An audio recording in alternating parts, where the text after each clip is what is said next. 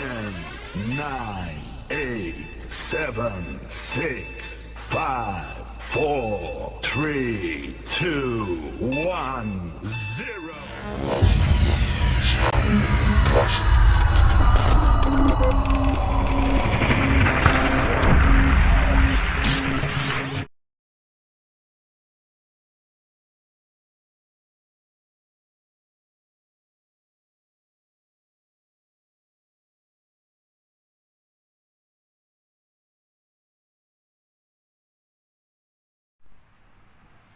Assalamualaikum warahmatullahi wabarakatuh. Alhamdulillah, kembali bersama saya Zulkarnain El-Maduri. Wah, kali ini saya ingin berbicara ruh, ingin menanggapi perkataan yang tentu saja paling nyeleneh, paling aneh, dan tak pernah dibicarakan sepanjang sejarah Islam, yaitu ketika Rasulullah Sallallahu Alaihi Wasallam sebagai Nabi dan bersama-sama sahabatnya ada pengajian yang membahas ruh. Tapi di abad sekarang ini, fokus dakwah itu pada akhirnya yang dibahas bukan persoalan akidah lagi, tapi persoalan ar-ruh. Dan kalau berbicara ar-ruh, hampir tidak beda dengan Kristen. Kalau Kristen ini nanti bahkan seluruh makhluk yang bernama Kristen itu akan menjadi ruh bersama-sama Allah. Hampir mirip ya. Itulah yang disampaikan oleh Ar-Razi. Karena intinya orang kalau tidak masuk Kristen katanya itu, dia tidak akan mendapatkan kecipratan ruh Allah.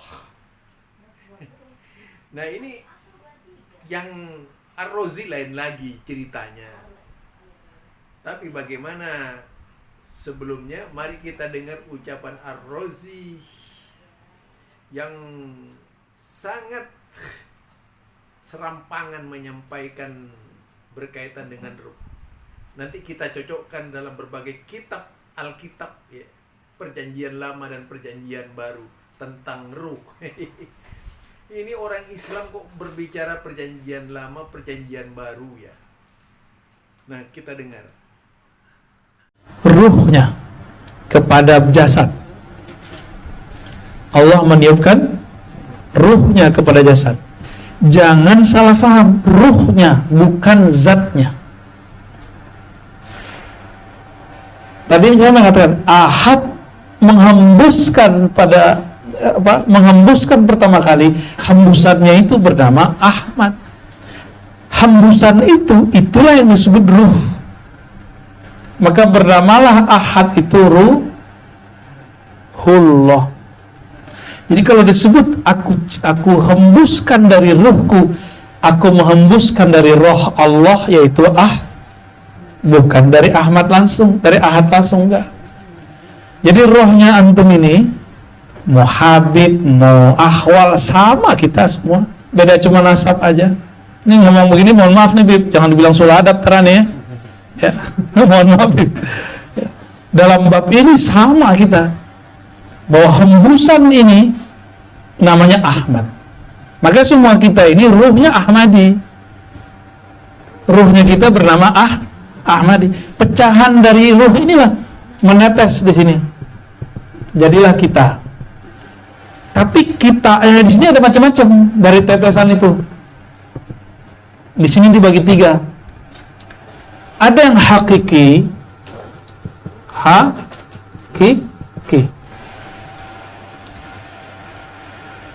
ada yang bayangan. Nah, bayangan yang berat nih. Ada yang palsu. Palsu bayangan beda.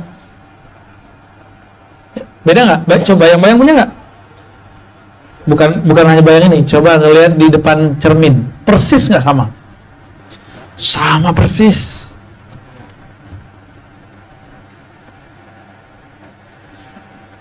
Yang hakiki dari ruh itu cuma 124.000. Itu yang hakiki. Tapi nggak usah sedih. Dari satu ini bisa mecah jadi 1 juta. Bisa jadi anaknya, bisa jadi muridnya. Jadi kalau antum mandang dengan mata ruh, terus ngeliat pesantren atau majelis zikir, ada kiai ngajar muridnya, itu muridnya pecahan dia semua itu. Makanya si kiai nggak boleh sombong. Emang dia ditugaskan jadi ya titik itu satu, terus nyebar gitu. Ya kayak Habib nih punya pesantren. Nah, itu yang ngikut itu pecahannya antum semua tuh. Anak, istri yang ngikut sama kita. Yang nggak ngikut berarti bukan bagian.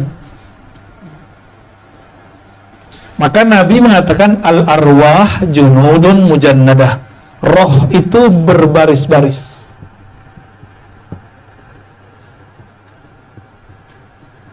Apa arti roh itu berbaris-baris? Hadis Sahih Muslim. Roh itu ngumpul bersama yang dia kenal. Junud, lafaznya junud. Junud bahasa Arab artinya tentara. Tentara itu ada pangkatnya. Maka yang sepangkat baris dengan sepangkat. Atau yang tinggi terus di belakangnya yang di bawahnya. Gimana Cung? Satu kalau kayak apa kapten gitu, ya. Itu berapa ininya? Pasukannya berapa? 10. Kalau Danton peleton itu 10 peleton. 10. Kapten nih contohnya ya, kapten. Ini belakang dia ada 10 peleton. Bener? Satu peleton berapa Cung? Peleton 12. 13 sudah sama Danton komandannya. Berarti 13 kali 10 130. Jadi satu kapten punya pengikut 130. Sama nih. Nabi ngomong begitu contoh aja nih. Contoh aja bahwa ketika hadis ini Nabi buka, kok banyak orang gak ngeh dengan maknanya. Al-arwah junudun. Jadi strata itu nggak boleh ada sebenarnya di badan ini. Yang ada itu di strata ruh. Siapa yang urus? Allah yang urus. Gitu. Nah, kita di mana nih? Jangan minta pangkatnya. Kita jadi yang hakiki aja udah cukup. Hakiki artinya apa? Hak. Dia asli benar, sejati benar. Jadi roh yang netes ini 120.000 itu yang sejati. Selebihnya bayangan, tim hore. Jadi jangan mau jadi tim hore, harus ikut berjuang. Mencari ilmu ini, mempertahankan ini, supaya kita nggak cuma menjadi bayangan. Bayangan ini mirip banget, persis sama, tapi bukan dia. Namanya kita kalau di depan cermin, kebalik nggak mukanya? Kebalik. Dan ini ujian berat sekali bagi orang-orang yang masuk ke dunia spiritual, ya. Tapi kalau mau tinggi ya harus. Ada nggak orang naik kapten nggak ada ujian, Cung? Nggak ada. Kalau di polisi apa namanya? Kapten itu? Ya. AKP ya. AKP ya. Pasti ada ujiannya nggak? Ada sekolahnya? Macam-macam, ada pemeriksaan, ada kelayakan. Masa jadi wali nggak diuji? Ya. Banyak yang nggak lolos. Udah mau naik jatuh. Ketika jatuh dia berkhianat, banyak juga. Ada nggak teman ente yang berkhianat? Ada. Jelek-jelekin teman-teman ente juga sekarang. Sama ya. Nah ini penting sekali. Jadi kita ini ruh yang mana nih? Hakiki, bayangan, atau yang palsu?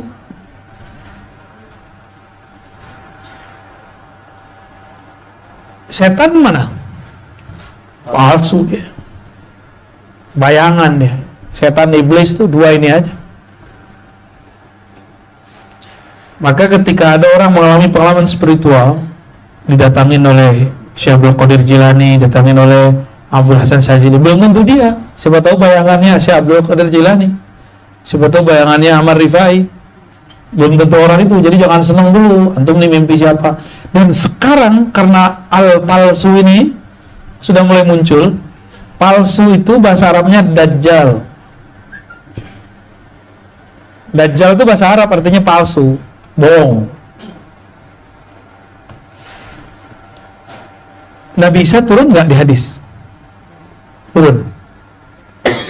Sebelum dia betul-betul turun, akan banyak orang mimpi Nabi Isa. Karena Nabi Isa itu bagian dari Ruhullah yang hakiki. Jadi Nabi Isa bagian dari sini, bukan ini dia bukan Ahmad. Dia bagian yang di sini.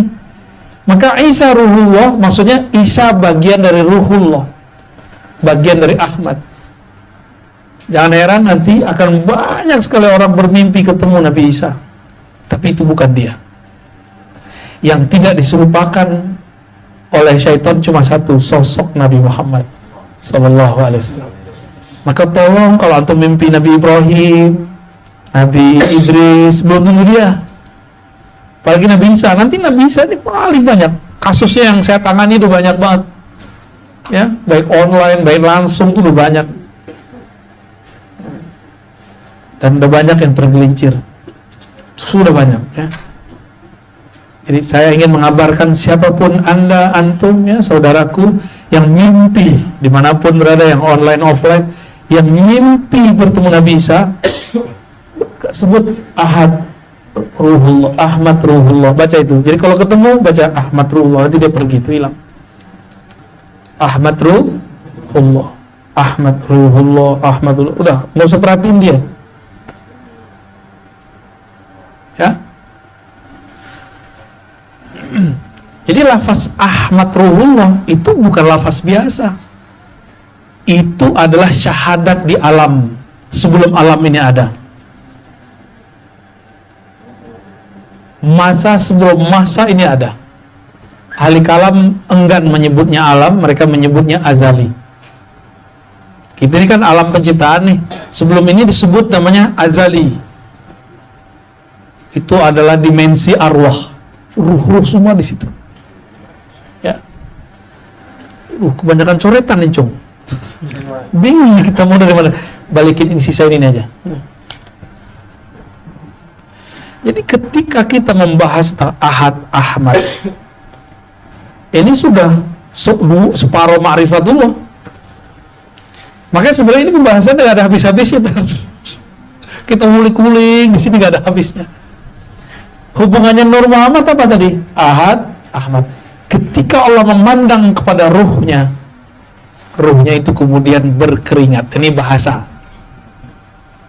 Keringat ketika terlihat oleh cahaya Sang Maha Cahaya, memantulkan cahaya nggak? Ya, muka saya ini kalau berminyak kena lampu, mengkilat nggak? Jadi Nur Muhammad itu adalah mengkilat yang muncul daripada Ahmad saat dipandang oleh Ahad. Itu. Jadi Allah memandang kepada Ahmad, maka muncullah kemudian nurmu. Nah, itu yang jumlahnya tadi 124.000 ya. Maka jumlah Nabi 110.000, jumlah sahabat 110.000. Nanti jumlah wali-wali besar, wali-wali abdal dan kutub itu digabung 124.000, sama. Tapi tenang, akhir zaman kuotanya ditambah. Karena satu kutub dipecah, satu abdal dipecah oleh Allah. Ada jadi autad, ada jadi munfarid, macam-macam nama wali, nama pangkat kewalian. Nah, dari kewalian itu, dan pangkat kewalian bukan 4, pangkat kewalian itu 11. Itulah tadi berkaitan dengan ruh yang dibahas secara detail oleh Dr. Rozi ya. Mengingatkan kalau saya membaca Alkitab Perjanjian Lama, di situ hampir banyak kata-kata ruh bukan hampir banyak kata-kata ruh. Apalagi perjanjian baru atau Injil, itu banyak sekali kata-kata ruh. Orang-orang Kristen itu sangat meyakini bahwa mereka itu semuanya nanti akan berkumpul bersama Tuhannya, yaitu Allah. Yaitu karena mereka statusnya adalah sebagai ruh, ar-ruh. Dan meyakini di surga itu tidak tinggal dengan jasadnya, tetapi menjadi ruh-ruh, berkumpul dengan para malaikat dan sebagainya. Jadi keyakinan Ar-Razi ini hampir 95% ya, itu keyakinan Kristen gitu. Dan tentu saja di Sima itu sampai menjasmanikan Allah Subhanahu wa taala.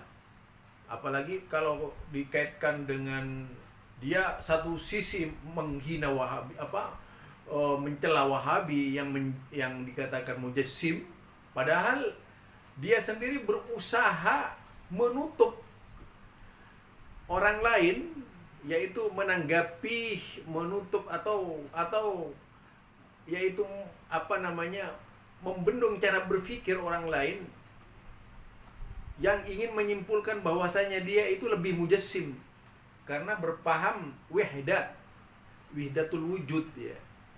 Jadi karena dia keyakinan bahwa katanya itu apa yang disampaikan oleh yaitu Ibnul Arabi dan Al-Hallaj itu tidak bermakna mujassim, tapi hanya menyatukan, dilihat dari sisi ruh.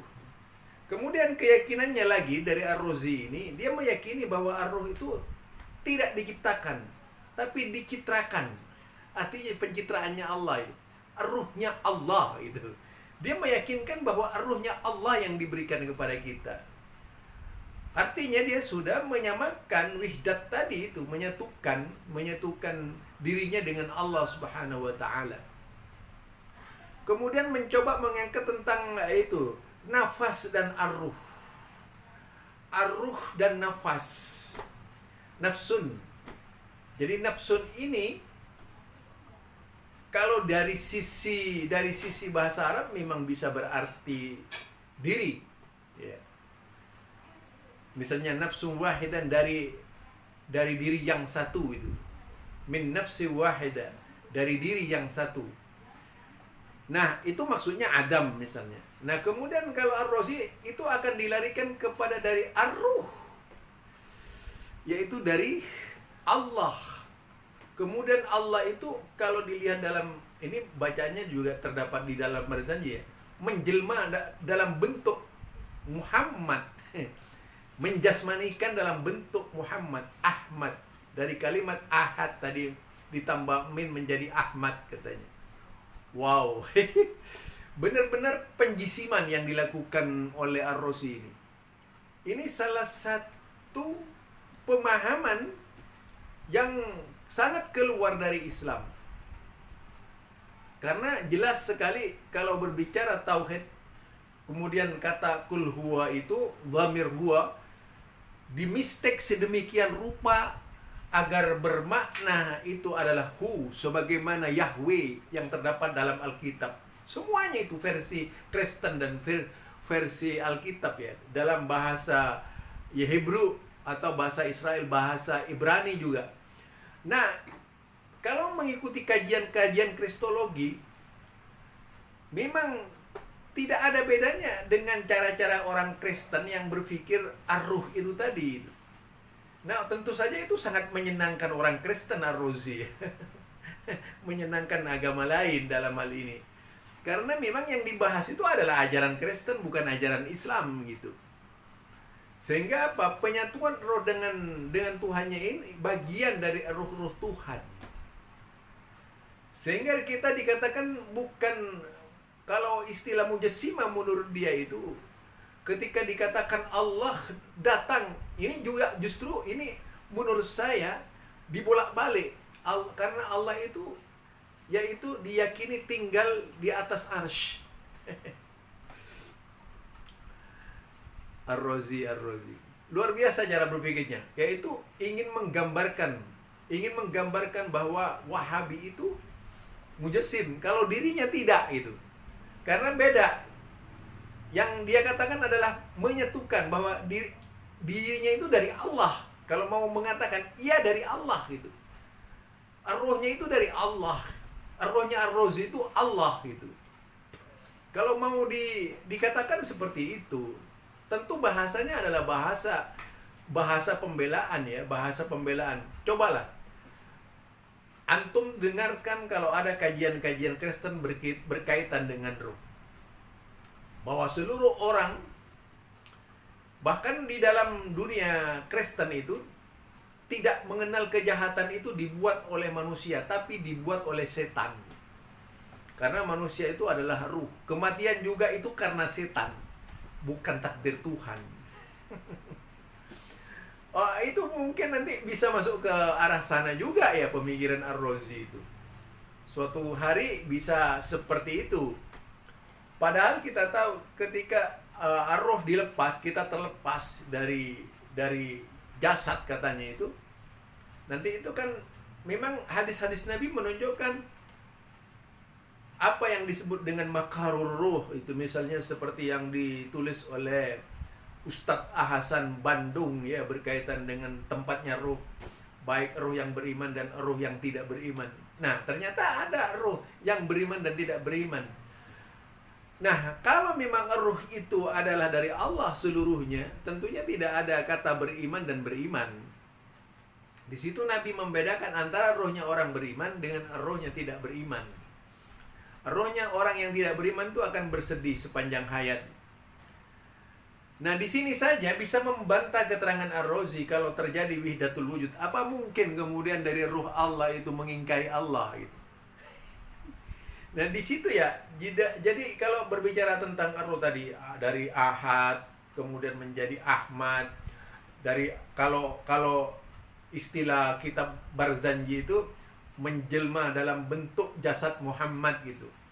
Ini informasinya dari Barzanji yang kemudian jadilah manusia yang sempurna. Kemudian dari pembahasan Ar-Razi ini seluruh yaitu umat manusia ini ruhullahnya itu tidak langsung dari Ahad tapi dari Ahmad gitu. Nah, tentu saja ini adalah persis sebagaimana ketika berbicara Yesus. Berbicara Yesus dengan Allah Bapaknya itu, yang dikatakan Bapaknya. Nah, hampir sama saja. Sudah, apalagi kemudian Abur Ruh. Jangan-jangan yang dimaksud Abur Ruh itu kemudian Bapaknya Tuhan. Bapaknya Tuhan.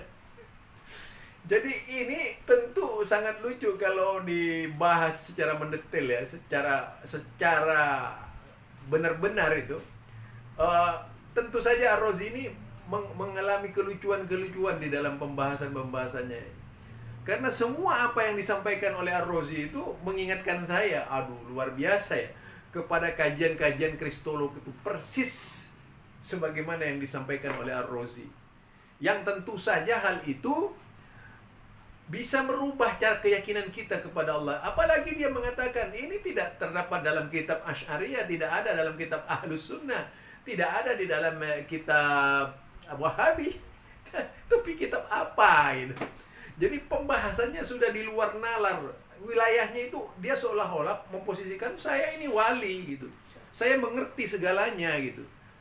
Nah, ada wali seperti itu masih makan nasi setiap hari misalnya ya. Nah, kalau istilah wali-wali dulu kan katanya sih nggak makan. Kalau sekarang kan tidak, wali harus merokok dan sebagainya ya. Itu kalau percaya kepada cerita seperti itu. Kalau saya sih sama sekali tidak percaya. Karena pengalaman saya dari orang-orang seperti yang dibicarakan Ar-Razi itu banyak. Bahkan berbagai macam diktat kewalian itu sudah saya baca juga. Dalam berbagai kitab-kitab seperti itu sudah baca. Bukan makin mendekatkan diri kepada Allah, makin menjauhkan dari ajaran Islam. Bahkan lebih mendekatkan lagi kepada agama lain. Nah, itu dari saya. Jadi ini persoalannya luar biasa. Bukan lagi kajian Islam, tapi kajian kristolog berkaitan dengan ruh. Ada 7 ruh. Nah, hanya saja di dalam dunia Kristen itu ada ruh jahat, yaitu setan tadi gitu. Nah, tentu saja kalau ada nanti itu Ruhul Kudus. Ruhul Kudus ini orang yang sangat dekat dan ingin mempelajari kemudian masuk Kristen. Ini semua orang Kristen ini yang ada di dalam dunia Kristen itu berada dalam Roh Kudus. Dan mereka meyakini itu adalah Ruh Allah gitu. Meyakini mereka dibimbing oleh Roh Allah. Roh Allah itu masuk kepada diri mereka. Apa seperti itu yang disampaikan oleh Ar-Razi nantinya. Kita lihat endingnya itu semuanya hampir sama itu. Jadi di sini justru saya itu curiga banget dengan Ar-Razi ini, makin curiga gitu ya. Kemana arah pembahasannya ya? Mulai dari berbicara Siti Jenar, berbicara Al-Hallaj, berbicara yaitu tentang tafsir. Coba lihat tafsir, semua tafsir berkaitan dengan Al-Ikhlas itu. Tidak ada satupun orang yang menafsirkan dari mufassir sebagaimana Ar-Razi menafsirkan itu. Silahkan lihat. Kalau mau lihat patokannya itu adalah tafsir Bayan. Tafsir yaitu yang ditulis oleh Imam At-Tabari. Di situ jelas sekali bagaimana At-Tabari melukiskan tentang Al-Ikhlas dari berbagai macam pendapat para ulama. Tidak ada satupun dari cara berpikirnya Ar-Razi itu masuk ke dalam pemikiran para mufassir, kecuali yaitu ulama-ulama yang menyempal dari kalangan mufassir, yang katanya itu adalah wilayah tersendiri menurut Ar-Razi. Artinya memang ada sih kelompok ulama itu yang tentu saja membawa paham ini, sebenarnya paham lama. Dulu itu Islam itu memang tidak bisa dilepaskan dari pengaruh sufi yang datang kemudian ya. Jadi sufi ini datang kemudian. Sufi ini datang sesudah, yaitu pada masa sahabat tidak ada lagi itu, baru sufi ini berteriak-teriak di mana-mana gitu. Jadi kalau kita lihat seperti itu, karena sufi ini adalah pengaruh yaitu dari Persia, pengaruh dari Yunani dan sebagainya, kemudian menjadi sintesis yang semuanya itu sebagaimana yang dibicarakan oleh Dr. Rozi itu. Ini dari saya ya, berkaitan dengan Ar-Ruh. Meskipun dibaca itu dalam kitab Ibnu Qayyim Al-Jauzi berkaitan dengan Kitabur Ruh, tidak berbicara sebagaimana Ar-Razi. Sekalipun demikian di kitab Ibnu Qayyim Al-Jauzi itu ya perlu hati-hati juga, karena memang tidak sedikit hadis-hadis yang lemah dalam Kitabur Ruh tersebut.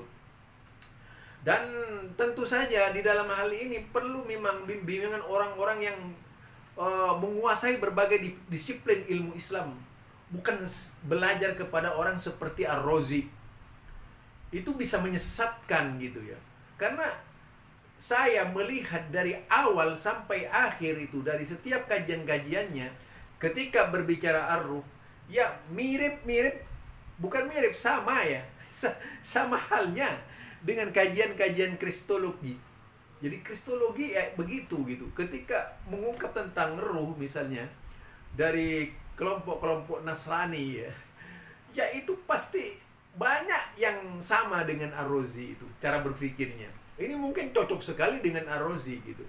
Nah, mungkin dari hal ini perlulah telaah mendalam, mencari perbandingan, dan memang kitab-kitabnya adalah kitab-kitab yang tentu saja itu bisa dikatakan sangat aneh dan ironi serta asing di tengah masyarakat Islam. Karena memang daya pandangnya dia sudah sama. Saya sudah dulu mengenal istilah pandang kaum Thoriqoh itu. Pandangannya apa?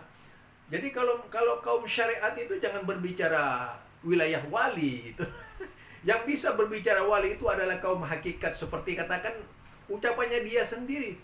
Jadi gambaran tentang Nabi Khidir yang membunuh anaknya itu dikatakan itu sudah menentang syariat Nabi Musa. Ar-Razi itu lupa. Yang menceritakan itu Allah, yang menyuruh itu Allah, agar menguji Nabi Musa alaihissalam, kesabarannya Nabi Musa. Bukan dia itu datang dengan sendirinya. Itu salahnya Ar-Razi. Seolah-olah Khidir ini menentang syariat Nabi Musa. Tidak. Karena Nabi Musa, Nabi Khidir ini Itu diperintah Allah untuk membimbing dan mengetahui agar Nabi Musa itu berada pada jalan tauhid yang sebenarnya. Bukan jalan hakikat, jalan tauhid yang sebenarnya. Kalau istilahnya tauhid hakikatan yang sebenar-benarnya.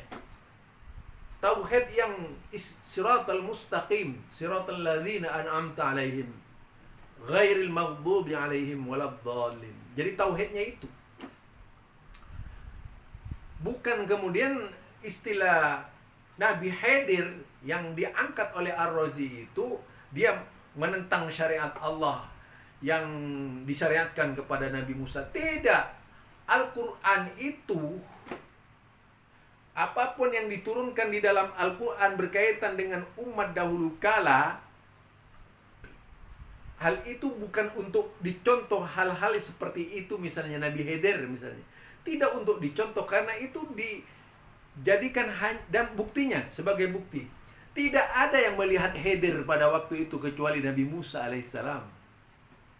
Demikian juga tidak ada yang tahu kalau Nabi Khidir yang melakukan pembunuhan. Kalau kemudian terjadi pembunuhan pada waktu itu, sudah dan bisa dilihat orang, sudah pasti Khidir itu akan dihujat oleh orang banyak. Jadi peristiwa yang terjadi selama berperjalanan itu yang ditampakkan kepada Nabi Musa itu hanya untuk Nabi Musa, memperingatkan Nabi Musa saja bahwa di atas Nabi Musa itu ada orang yang lebih tahu. Jadi Anda jangan berpikir yang aneh-aneh, karena itu syariatnya. Nabi Musa tetap, bukan kemudian dibedakan menentang syariat Nabi Khidir. Tidak, jangan dibandingkan Anda dengan di Al-Quran tuh nggak ada apa-apanya Anda kalau dibandingkan dengan Al-Quran. Salah besar kalau guru-guru Anda dibanding-bandingkan dengan Al-Quran.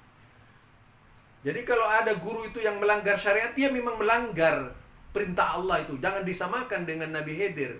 Tidak ada hubungannya sama sekali dengan Nabi Khidir. Sekarang sudah terputus zamannya Nabi. Jadi jangan seolah-olah ada Nabi lagi dan Anda menjadi Nabi kepada umat Islam. Itu yang merusak ajaran Islam. Ini dari saya, Zulkarnain El-Maduri.